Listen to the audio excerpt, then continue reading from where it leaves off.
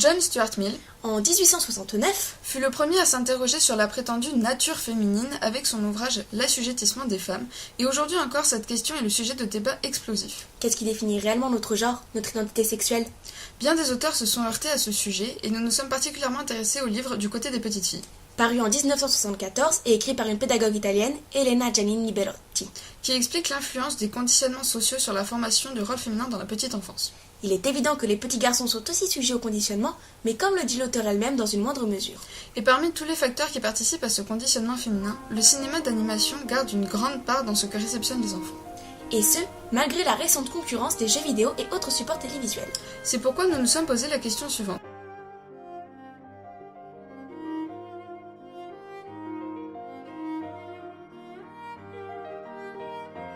Quelle image de la femme le cinéma d'animation inculque-t-il aux jeunes filles depuis 1937 à nos jours? Et d'ailleurs, pourquoi 1937? Eh bien, c'est la date de sortie du premier long métrage d'animation dans lequel le personnage principal est une femme et dont le succès fut mondial. Blanche-Neige. Produit par les studios Walt Disney. Disney, gigantesque firme d'animation qui a toujours posé les jalons du genre et toujours innové dans ce domaine. Et c'est pour cela que nous répondons à la question précédemment posée en étudiant quelques films issus des classiques estampés Disney. Mais intéressons-nous donc tout d'abord au bonhomme, Walter Elias Disney. Né le 5 décembre 1901 à Chicago, il est le quatrième et avant-dernier fils d'Elias Disney. Canadien d'origine irlandaise et de Flora Cole, originaire de l'Ohio. L'enfant a 5 ans quand son père emmène sa famille vivre dans une ferme du Missouri. Des 4 années passées dans cet univers, Disney conservera une durable nostalgie. Ce sera l'une de ses principales sources d'inspiration. En 1915, Walter entame des études d'art à l'Institute of Art à Kansas City, où il apprend les rudiments du dessin. Seulement à cette même époque, la Première Guerre mondiale faisait rage en Europe. Et Walt n'avait qu'une seule idée en tête, celle de participer à l'effort de guerre. En 1918, engagé comme ambulancier dans la Croix-Rouge, il débarque en France. D'où il adresse, sans succès, quelques dessins humoristiques à des journaux américains. Revenu à Kansas City en 1919, embauché grâce à son frère Roy dans une agence de publicité, il rencontre un autre jeune dessinateur de talent, Hub Iwerks, qui dès lors sera son plus proche collaborateur. En 1920, Walt se fait embaucher avec Iwerks à la Kansas City Film, productrice de dessins animés publicitaires. 2 ans plus tard, l'entreprenant jeune homme fonde sa propre société, la Lithograms Films, avec la collaboration d'Iwerks. Mais en 1923, la faillite de son entreprise emmène Walt à rejoindre Roy à Los Angeles. Avec son frère, grâce au financement d'un oncle, il ouvre un modeste studio. Bientôt rejoint par son ancienne équipe, renforcé de Fritz Freleng et des frères Clark, il relance la série des Alice pour une société de distribution de New York. Et en 1937, après bien des difficultés financières, sort Blanche-Neige. Blanche-Neige et les 7 nains est le premier long métrage d'animation et classique d'animation Disney. Sorti en 1937 aux États-Unis, son titre original est Snow White and the Seven Dwarfs. Blanche-Neige vit auprès de sa belle-mère qui est jalouse de sa beauté. Pour la punir d'être plus belle qu'elle, elle lui fait faire le ménage et l'habille de haillons. Chaque jour, elle interroge son miroir magique pour savoir qui est la plus belle du royaume. Le jour où son miroir lui apprend que Blanche-Neige est la plus belle, elle décide de la faire tuer. Mais le chasseur n'a pas le courage de tuer Blanche-Neige et fait croire à sa belle-mère qu'il la tue en lui rapportant un cœur de biche et en prétendant qu'il s'agit de celui de Blanche-Neige. Blanche-Neige s'enfuit dans la forêt jusqu'à trouver la maison des nains. Le miroir apprend à la méchante reine que Blanche-Neige est toujours vivante et plus belle que jamais. Elle prépare alors une pomme empoisonnée et se transforme en vieille dame. Ainsi, Blanche-Neige ne se méfiant pas d'elle, elle tombe dans un sommeil éternel. Mais le baiser du prince la sauve et elle part avec lui. Blanche-Neige est présentée comme douce, belle et naïve. Elle ne se plaint pas de sa condition, semblant apprécier faire le ménage en chantant avec les animaux. On voit là toutes les caractéristiques de la femme idéale de l'entre-deux-guerres. La femme aspire à un avenir meilleur. Elle rêve d'amour et de liberté. Et le mariage semble en être une étape indispensable, puisqu'elle attend son prince.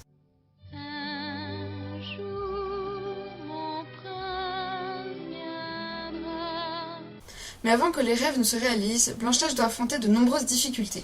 Notamment sa belle-mère, jalouse de sa beauté. En effet, Blanche-Neige, correspondant totalement aux critères de beauté de l'époque, Une peau blanche et des lèvres rouges. est un jour désignée par le miroir magique comme étant la plus belle du royaume. Elle se soumet à son destin passivement quand la reine Sa belle-mère, l'oblige à quitter son foyer. malgré ses droits légitimes en tant que princesse. À aucun moment elle ne se révolte ni ne s'affirme. Elle n'a aucune prise sur son destin. En chantant et suivant quelques animaux, elle trouve néanmoins refuge chez les nains, où elle fait preuve de savoir-faire pour tout ce qui est de tenir une maison. Principale capacité attendue de la femme après donner la vie. Blanche-Neige est outrée par le manque d'entretien de la maison et en déduit qu'ils n'ont pas de mère. Ne posant évidemment pas la question du père. Ils ne font donc jamais le ménage? Ce serait à leur mère de le... Mais peut-être n'ont-ils pas de mère? Mais elle est ravie de nettoyer, laver la maison et de préparer le repas. Ou en tout cas, c'est ce que veut nous montrer le réalisateur de ce dessin animé, David End. Un homme donc. Cela fait effectivement partie de l'éducation typiquement féminine transmise par les mères. Les habitudes, les mentalités, les préjugés se modifient avec lenteur. Mais la femme est loin de n'avoir aucune responsabilité, puisqu'elle entretient les rôles traditionnels masculins-féminins. De la même manière, Blanche-Neige est jolie, constituant aux yeux des hommes un atout majeur. Et en la voyant, les nains commentent son physique. Elle est plutôt mignonne et belle comme tout. On demande à une femme d'être belle. Mais Grinchot affirme sans aucune explication que Toutes les femmes, c'est du poison. Elles sont pleines d'artifice. Qu'est-ce que ça veut dire, artifice? J'en sais rien, mais je suis contre. Grinchot représente les préjugés qu'ont les hommes des femmes à cette époque avec cette phrase, puisqu'il est incapable de se justifier. Et les autres nains le suivent alors sans se poser plus de questions. mais dès qu'elle propose Je ferai la lessive, la couture, le ménage et la cuisine. en échange de son hébergement, leurs inquiétudes s'envolent. Comme si, une fois ce rôle de femme accompli, on pouvait enfin l'accepter. À la fin du film, toujours naïve, elle croque la pomme. Pouvons-nous y voir une métaphore biblique avec Ève qui croque la pomme, symbole de la femme pécheresse et une fois de plus fautive? Et ceci malgré les avertissements de Grincheux. Je tiens à vous prévenir. Si elle sait que Blanche-Neige est ici, elle nous tombera dessus et exercera sa vengeance sur nous. Mais elle ignore où je suis. Vous croyez ça? Il fallait attendre le prince, L'homme en somme. pour la sauver de son funeste destin et l'emmener loin de sa méchante belle-mère. En conclusion, nous avons là un film qui montre de la femme l'image idéale que ses contemporains avaient d'elle. Une femme qui n'a d'armes dans la vie que ses bonnes manières, la laissant spectatrice de tout ce qui lui arrive.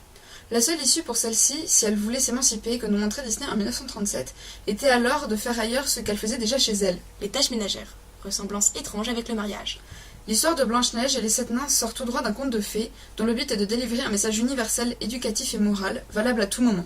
Revisité par Disney, le message est assez clair et reflète une manière de penser des années 30. Ce film a toutefois rencontré un immense succès et dans sa lignée vient Cendrillon. Cendrillon Ou originellement appelé Cinderella, est le 16e long métrage d'animation et le 12e classique d'animation des studios Disney. réalisé par Clyde Giromini, Wilfred Jackson et Hamilton Luske, Il a fait partie des 3 principales productions de Disney durant le premier âge d'or des studios. qui équivaut à peu près à la fin des années 30. Cendrillon rencontre différentes modifications suite à l'influence de la Seconde Guerre mondiale. De plus, un événement important marque l'histoire en 1944. Le droit de vote est accordé aux femmes. Mais malgré cela, En 1950, Cendrillon fait face à un franc succès. Fille d'un riche gentilhomme, Cendrillon, pour son infâme marâtre et ses 2 demi-sœurs, Javotte et Anastasie, devient leur servante à la mort de son père. un beau jour, le roi du pays qui a décidé de marier son fils organise un bal auquel sont conviées toutes les jeunes filles du royaume. Les amis de Cendrillon, les souris et les oiseaux lui confectionnent une magnifique robe de bal qui, hélas, est mise en pièces par Javotte et Anastasie. Tandis que les 2 jeunes filles et leur mère se rendent au château, la marraine fée de Cendrillon la part d'une robe de princesse et lui donne la permission d'aller à la réception jusqu'à minuit tapante. Le prince tombe immédiatement amoureux de la belle inconnue, mais Cendrillon, entendant les 12 coups de minuit, s'enfuit. Dans sa fuite, elle perd une pantoufle de verre, trop petite pour un pied ordinaire, et grâce à laquelle le prince retrouvera sa princesse avant de se marier avec elle. Les studios Disney ont pris en compte les critiques faites sur Blanche-Neige et qui étaient trop inoffensives et niaises aux yeux des spectateurs, et ainsi naquit le personnage de Cendrillon. Une fille maltraitée par le destin, orpheline de mère puis de père, qui doit subir les caprices et les désirs de sa belle-mère et de ses 2 belles-sœurs. Cendrillon habite chez sa belle-mère, Donc chez elle, mais en tant que servante. Elle cuisine, nettoie, donne de manger aux animaux et fait tout ceci en chantant et même en dansant. on nous présente donc l'image d'une femme belle et pleine de vertus féminines. Mais rien ne nous est dit de son intelligence ou sa capacité pour réfléchir. Elle ne se questionne pas un seul instant pourquoi elle cuisine pour ses belles-sœurs ou pourquoi elle devrait nettoyer la chambre de sa belle-mère. C'est l'image de la femme soumise qui attend patiemment que son destin soit résolu, mais qui ne fait rien pour le solutionner par elle-même. Toutefois, si on regarde un peu plus loin, on retrouve le schéma typique d'une femme des années 60. Ou du American Way of Life.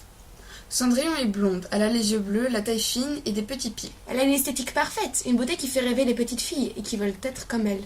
Du côté moral, la princesse est parfaite, elle ne présente aucun défaut apparent, elle est généreuse et possède un cœur pur. Mais Cendrillon n'a pas d'amis. Elle n'a que des petits animaux pour lui tenir compagnie et vit donc isolée. Cela renforce une image d'une femme rêveuse et naïve qui, comme une petite fille, invente son propre monde et ses propres personnages. Il montre également l'enfermement qu'elle subit, la sociabilité qu'elle conduit, et donc l'image de la femme seule, certes, mais pas indépendante, juste prisonnière. Il faut remarquer que Cendrillon est bien le personnage principal et central de l'histoire. Mais pourtant, c'est un personnage complètement passif pendant le film. Comme dans les romans chevaleresques, On met des obstacles dans le chemin du héros. mais contrairement aux chevaliers qui affrontent leur destin tout seuls et arrivent à surmonter les difficultés par eux-mêmes, Cendrillon pleure désespérément jusqu'à ce que quelqu'un vienne l'aider. c'est le cas avec sa marraine, Quand Cendrillon voit comment la robe que les souris lui avaient confectionnée est détruite aux mains d'Anastasie et Javotte, et que par conséquent, elle ne peut plus se rendre au bal, elle court dans le jardin et se met à pleurer, se lamentant sur de son sort. Cendrillon n'a aucune initiative. Elle ne cherche pas à trouver un moyen de s'échapper et d'aller au bal. Elle se résigne. C'est donc à ce moment-là qu'apparaît la marraine. Et c'est grâce à un élément magique que la situation est vite résolue. Cendrillon a donc eu recours à l'aide d'un personnage externe pour solutionner son problème. Une autre preuve se présente lorsque Lady Tremaine l'enferme dans sa chambre pour qu'elle ne puisse pas essayer la chaussure. À ce moment-là, c'est au tour des souris de régler la solution. Ils volent la clé et font face au chat pour aider Cendrillon à lui apporter la clé. Une fois de plus, Cendrillon est effacée et sauvée par d'autres personnages. D'autre part, Cendrillon n'était pas née servante. Mais à cause de son mauvais sort, Elle devient esclave dans sa propre maison. la seule manière de sortir de cette situation qui nous est donnée dans le film est à travers le mariage. Aucune autre solution ne nous est proposée. Cendrillon n'a qu'une seule option, se marier à quelqu'un de bien pour sortir de la misère. On retrouve ici deux concepts différents. D'un côté, la femme ne peut connaître une ascension sociale que par le biais du mariage. La femme est donc destinée à se marier et à avoir des enfants, puisque c'est son rôle, le rôle d'épouse et donc de mère. D'un autre côté, on visualise l'image d'une gagnante qui a succès dans la vie et qui réussit son destin. Cendrillon incarne bien les deux concepts. C'est une gagnante car elle réussit à sortir de la maison et à devenir riche, mais elle le fait uniquement à travers le mariage. On note parallèlement l'existence d'une micro-société composée de souris personnifiées, Elle parle, s'habille, ont des activités humaines, dans laquelle les souris mâles sont pourvues du rôle de guerrier et les femelles de celui de couturière où les rôles sont bien prédéfinis. Si on continue en analysant les rôles féminins, on se rend compte que dans le film, il n'y a que deux types de femmes. la femme incarnée par Lady Tremaine, méchante et physiquement pas attrayante, elle est rusée et calculatrice. La femme incarnée par Cendrillon, belle et généreuse, soumise et naïve. Il faut remarquer que la femme qui triomphe à la fin de l'histoire, c'est bien Cendrillon. Disney nous dit donc que pour arriver à notre but, il vaut mieux être belle et sans initiative que moche et rusée. C'était le cas de Cendrillon, mais Mulan en est aux antipodes. Mulan est le 36e classique d'animation Disney, sorti en 1998. Produit par Tony Bancroft et Barry Cook. Après avoir été critiqué pour ethnocentrisme, Disney décide donc de s'inspirer d'un conte chinois plutôt qu'occidental pour réaliser ce nouveau film. Mulan est une jeune fille joyeuse et peu soucieuse de son apparence. mais comme toutes les jeunes filles de son âge, elle doit faire honneur à sa famille en se mariant. Malheureusement, elle échoue auprès de la marieuse et retourne dans sa famille déshonorée, Pour regagner l'honneur et sauver son père trop vieux, elle décide de se travestir. et de prendre sa place dans l'armée chinoise pour défendre son pays de l'attaque des Huns. Mais elle n'arrive pas à s'y intégrer dû à sa faible corpulence. En compensant avec son intelligence, elle prouve sa valeur et peut finalement poursuivre l'entraînement dans lequel Au prix d'efforts, elle excelle. et lors de la véritable bataille, elle repousse à elle seule l'armée des Huns, À cause d'une blessure, sa véritable identité est révélée. et Mulan rejetée de tous. Mais celle-ci a découvert le plan des Huns pour renverser l'empereur et va envers et contre tout le sauver. Acclamée par la Chine, Mulan a atteint son but, On montre Mulan comme une jeune fille enjouée donc, active et intelligente. bien que maladroite, De plus, elle est peu préoccupée par son apparence, et ne correspond pas aux critères de beauté de son époque ni de son pays, ce qui est rare voire unique. pour une héroïne Disney. Oppressée par la société dans laquelle elle vit, Mulan doit répondre aux attentes de celle-ci. Être une bonne femme à marier, prête à enfanter,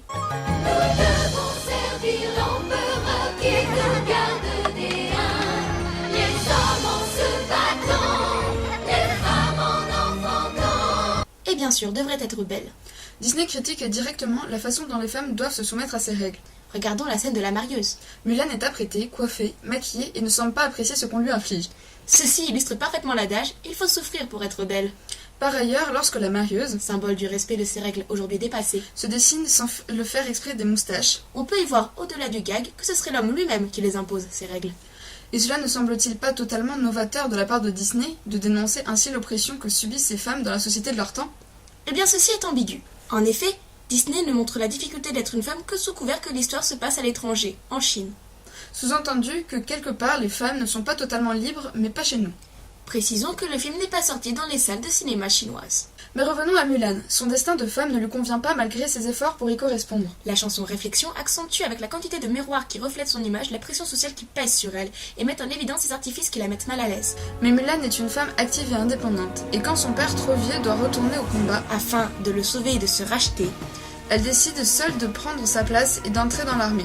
une grande preuve de courage et de force donc. En coupant ses cheveux, elle se défait de sa féminité, devenant l'homme. D'ailleurs, les animateurs ont rendu ses traits plus rectangulaires lorsqu'elle porte une armure. Preuve que les caractéristiques physiques déterminent le genre selon Disney. Dans ce film, Disney expose la théorie du genre. Mulan a du mal à s'intégrer parmi les hommes, montrant qu'être un homme ou une femme n'est pas inné, mais cela s'apprend. Et Mulan Malgré sa condition physique moins bonne que celle des autres soldats, en devient part intégrante lorsqu'elle montre ses qualités intellectuelles. l'entraînement repris, Sa forme devient au moins aussi bonne que celle des autres et arrive la bataille dans la montagne. juste avant laquelle les hommes montrent leur misogynie en rêvant de femmes simplettes et bonnes à la cuisine. Je l'imagine tonkinoise, avec des yeux turquoise. Moi je veux qu'elle admire ma force, les coutures sur mon torse.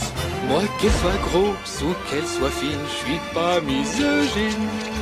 Du moment qu'elle fait bien la cuisine. Tandis que Mulan leur propose Que direz-vous d'une fille qui pense, d'une grande clairvoyance? Non! elle se fait rabrouer. Et donc Mulan, lors de cette bataille, est héroïque. Non contente de repousser l'armée ennemie, Elle sauve par 2 fois Shang.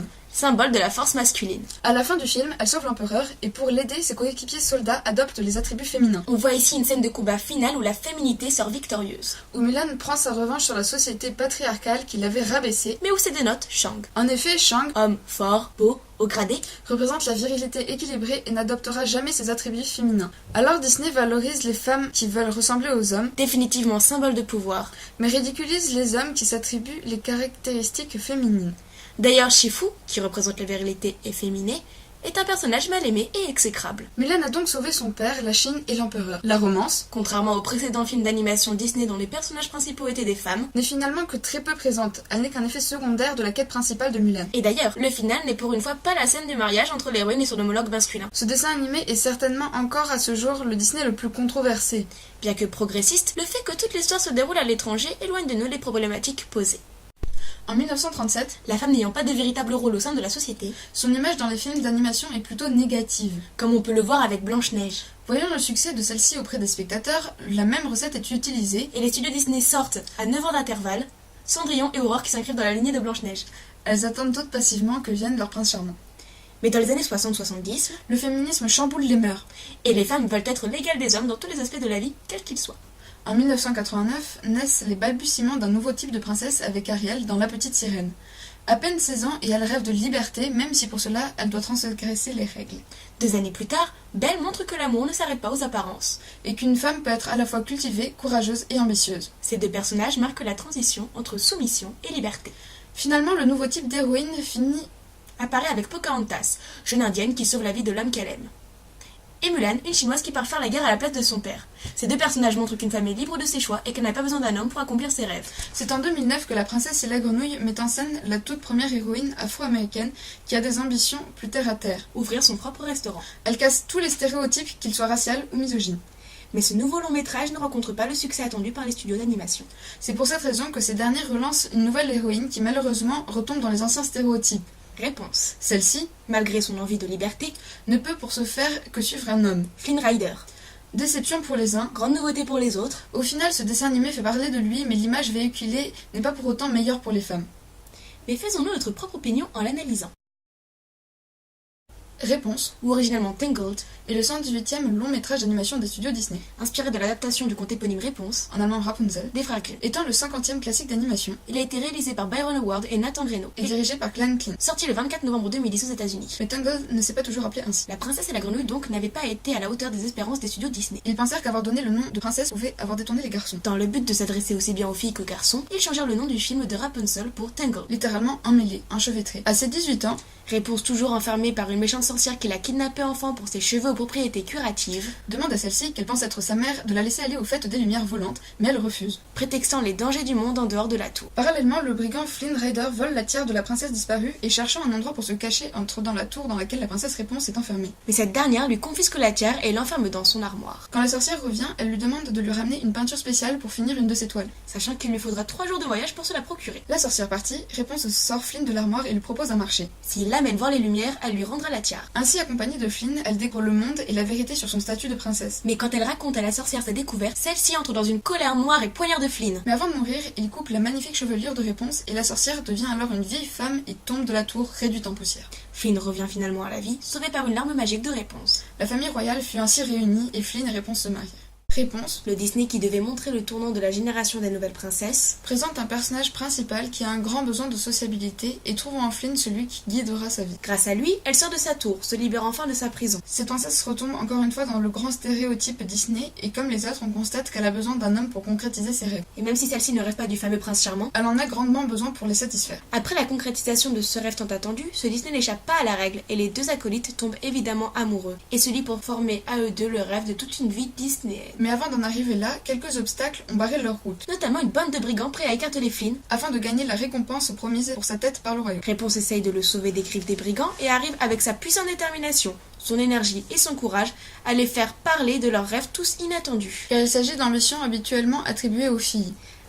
Ainsi, Disney essaye de montrer que les genres ne définissent pas la personnalité. Tous bousculent les codes de la société. Les gâteaux d'Aki sont sublimes.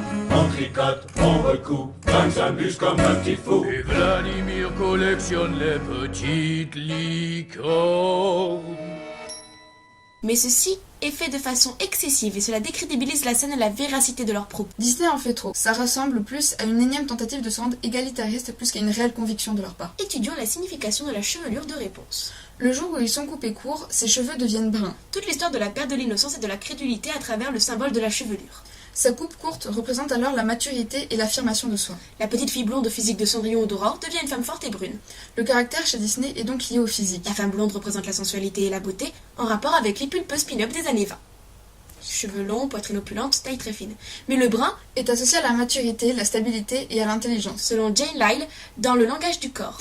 Aussi, les brunes auraient plus de caractère et de personnalité que les blondes. D'un autre côté, en cantonnant la femme à l'utilisation d'objets typiquement féminins, même lorsqu'elle recherche à s'émanciper, le film se condamne à rester dans les bandes d'un féminisme différentialiste, dont le potentiel subversif est assez limité. En effet, il n'est pas question ici de déconstruire le genre, et donc d'attaquer la domination masculine à son fondement, mais seulement de tendre vers l'égalité dans la différence. Et effectivement, ici, tout le monde reste bien dans son rôle, dans sa différence. Les femmes utilisent des choses de femmes, et les hommes des choses d'hommes. Ou plus exactement, seuls les hommes se réapproprieront un instrument féminin.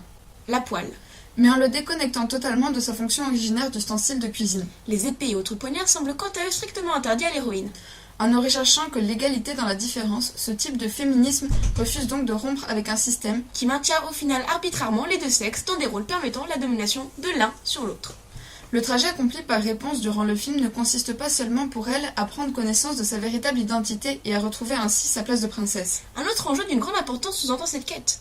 Il s'agit pour notre héroïne d'apprendre à aimer les hommes. Dans l'éducation qu'elle lui a dispensée, Mère Gothel a en effet présenté le monde extérieur comme un univers plein de dangers. Avec une mention particulière pour l'homme au dos pointu. Lorsque Flynn Rider pénétra pour la première fois dans la tour, Réponse l'assommera ainsi préventivement afin de s'assurer qu'il ne possède pas la fameuse dentition. Au fur et à mesure du film, l'héroïne apprendra ainsi à avoir confiance en son partenaire masculin pour finalement déclarer dans la chanson romantique « Maintenant, tout semble différent.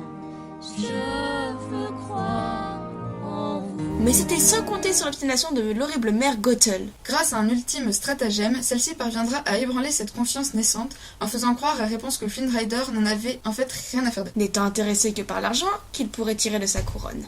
Persuadée d'avoir été abandonnée par son bien-aimé, l'héroïne finira par concéder. Vous aviez raison. Vous avez toujours eu raison. Sous-entendu, vous aviez raison lorsque vous me disiez qu'on ne pouvait pas avoir confiance en les hommes. Le film semble ainsi assez confus dans le discours qu'il tient sur le féminisme. D'un côté, il en affirme la nécessité en nous contant l'histoire d'une femme luttant pour se libérer de ses chaînes. Même si, comme on l'a vu, le potentiel subversif de ce féminisme différentialiste reste très limité. Mais d'un autre côté, la thématique de la confiance perdue en les hommes qu'il faut regagner par-delà les discours diabolisants de la femme de la génération précédente plonge le film dans une atmosphère post-féministe, voire antiféminisme. En effet, ce personnage de Mère Gothel semble incarner une certaine victoire du féminisme, qui serait allé un peu trop loin en substituant au patriarcat un matriarcat tout aussi condamnable. Il faudrait donc maintenant réapprendre aux jeunes filles à avoir confiance en les hommes, injustement diabolisés, pour qu'il existe une véritable égalité entre les sexes.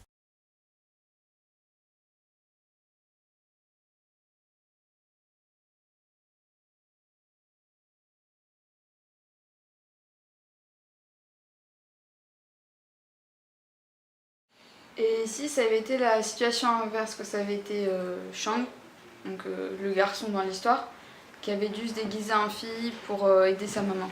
Quel sens ça aurait donné à la scène? Enfin, t'aurais vu la scène comment? J'aurais vu la scène que Shang, il pleure comme... Il fait la même chose. Tout. La même chose. Mais au lieu de mettre un bouclier et tout, il met une robe. Ça t'aurait fait rire ou comment t'aurais réagi dans cette scène? Et ça me ferait beaucoup rire. Comment tu la décrirais, Cendrillon? Son caractère, ses qualités, ses défauts? Par exemple, qu'elle est très gentille, elle a une voix très douce. Je sais pas après. Qu'est-ce que tu penses de son rêve à Cendrillon? Bah, je pense que l'amour c'est bien. Non mais est-ce que toi aussi ton rêve c'est l'amour, c'est d'avoir un amoureux, c'est de... Pas du tout. Pas du tout, du tout. J'en ai même pas un. Enfin, c'est eux qui m'aiment. J'en ai 4. Et tu penses que c'est important pour une fille d'avoir un amoureux ou pas? Pas du tout. L'important c'est d'être en famille, de bien vivre, d'être en... Là quand tu l'as vu dans l'extrait, qu'est-ce que tu penses de Cendrillon? Je pense qu'elle est bien habillée, que les souris l'aident trop, qu'elle peut faire tout toute seule, comme les vrais enfants, qu'elle peut s'habiller toute seule, qu'elle peut se doucher toute seule. C'est les oiseaux qui l'aident, non? Oui. Ouais. Et tu penses qu'on n'a pas besoin d'aide, enfin, que Cendrillon elle pourrait se débrouiller toute seule? Bah oui, bien sûr. J'arrive même pas à faire ce bruit. Si j'arrive. Ah non, ça j'y arrive pas.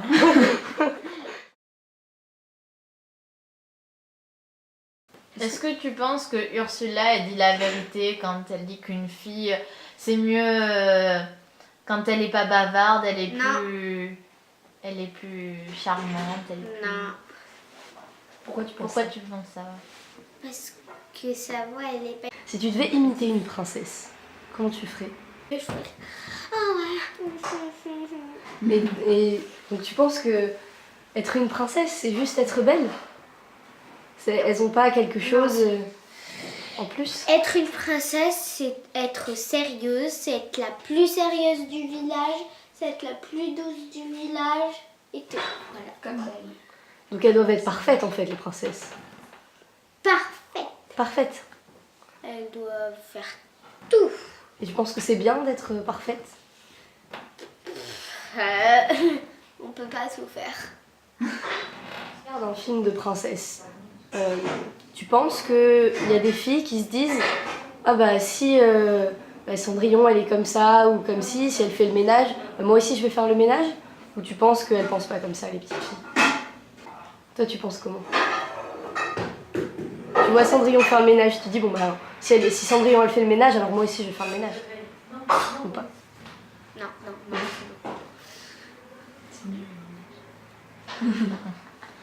Et pourtant dans les films le ménage c'est bien. Enfin Cendrillon elle a l'air de s'amuser en faisant le ménage. Tu penses pas que les filles du coup ça doit faire le ménage si Cendrillon le fait? Bah non, c'est pas obligé. Quand même les garçons ils peuvent le faire aussi. Parce que mon père il travaille aussi. Hein papa? Toi aussi tu travailles dans la maison. Regarde, il est en train de préparer à manger. T'as vu, ton papa il travaille. Mais dans les films que tu vois, dans Cendrillon tout, t'as vu le prince travailler ou pas? Alors qu'est-ce que tu penses de ça? T'en penses quoi du prince? Ouais, tiens. Si t'étais Cendrillon, tu le laisserais faire ou pas? Ils font comme les princesses. Ils font leur beau. Si t'étais Cendrillon et qu'il faisait rien, ton prince, tu ferais quelque chose ou tu le bonderais? Comment J'aurais donné un coup dans les fesses et je leur ai dit travaillez avec moi. Un coup de balai dans les fesses. Ouais. Même si c'est en France, ça n'a rien à voir. Parmi toutes les analyses filmiques, nous pouvons constater que le rôle de la femme, sa liberté et son indépendance ont évolué au cours du temps. Que ce soit dans la société ou dans les longs métrages Disney. La femme ne tient plus son rôle de bonne ménagère et femme fragile. Elle est maintenant une femme indépendante qui attend plus patiemment le prince charmant. Grâce au travail accompli par les producteurs, la femme arrive à trouver une nouvelle image. Femme moderne, sûre d'elle et avec de l'ambition. Reste néanmoins l'image physique toujours si parfaite qu'elle en deviendrait irréaliste de nos jeunes femmes. Et une girl pride qui les empêche réellement de se détacher de leur image de princesse pour simplement devenir femme. En revanche, le patriarcat, lui, est véritablement remis en question. Comme on a pu le voir avec Mulan. Mais aussi rebelle. Où chacune des figures masculines est tournée en dérision. Mais le chemin pour obtenir une égalité totale entre hommes et femmes est encore long. Et comme dit plus tôt, les héroïnes de Disney sont quelque part le reflet de la femme dans la société. Ce qui nous laisse penser que cet idéal ne sera pas atteint chez les studios d'animation tant qu'il ne sera pas atteint dans la réalité. Les petites filles ont donc par conséquent pu s'identifier au fil du temps à des figures féminines qui ont tout autant évolué. Si en 1937 Blanche-Neige incitait nos fillettes à faire le ménage joyeusement en attendant l'arrivée d'un quelconque homme sauveur, en 2010, Ripon s'échappe de sa tour et utilise sa casserole, attribut typiquement féminin, pour enfoncer quelques têtes. Elle chante toujours joyeusement en faisant le ménage et sa taille est presque aussi fine que son poignet, mais on constate l'évolution toutefois. Pour en revenir à nos têtes blondes, nous oublions trop souvent qu'elles sont loin d'être idiotes. Car elles savent très bien dissocier la réalité de la fiction. Et peuvent donc profiter pleinement de leur film d'animation sans avoir le crâne bourré de préjugés. En partie en tout cas. Toute la différence se fera dans l'éducation que leur donneront leurs parents. Si ceux-ci leur montrent, ou non, qu'être une princesse et trouver l'amour, ce n'est pas le rêve d'une vie. Même si leurs jeux sont pleins de ces héroïnes, il reste des jeux. Layla, femme adulte, témoigne d'ailleurs. J'ai été bercée par tous les Disney dans mon enfance. Et parmi les plus rétrogrades, je connaissais même, et connais sûrement encore, toutes les chansons. Pourtant, je n'ai pas tellement été influencée par la vision de la femme qu'il véhicule. Bien au contraire, féministe, je n'aime pas faire le ménage et je ne me sens pas du tout femme au foyer. Je suis brune et un peu ronde sans en souffrir. Ne diabolisons donc pas Disney, mais prenons chacun de leurs films pour ce qu'ils sont. Un divertissement loin de la réalité, ce que font très bien les enfants.